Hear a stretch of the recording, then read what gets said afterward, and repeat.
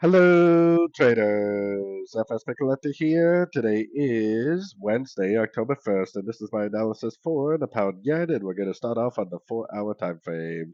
So anyways, on the pound yen, I still think we are likely in a downtrend. I think we're going down for a wave C, which could end up being a wave 4 on the weekly time frame. This could be the wave 3, wave 4, and eventually back up for a wave 5. If this is a wave C, then it could be a running ABC because it's a higher high wave B. So I would definitely look at the 100% as a potential area where it could bottom out, make like a double bottom and a break of structure up. But I would also keep an eye on the 161, 178, which is way down here, because that's the target for an expanding flat.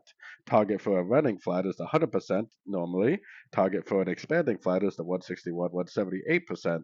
So we definitely have a couple pretty clear targets that we can work towards going down to the 1 hour time frame. I mean, unfortunately, I wouldn't really recommend going short right now. I definitely would recommend shorts at the end of 1, 2, 3 way pullbacks like this one here and 1, 2, 3 way pullbacks like that one there. But unfortunately, I think the strategy right now is to either be waiting patiently for another 1, 2, 3 way pullback to go short, or to be already short, waiting for a break of structure to exit your shorts.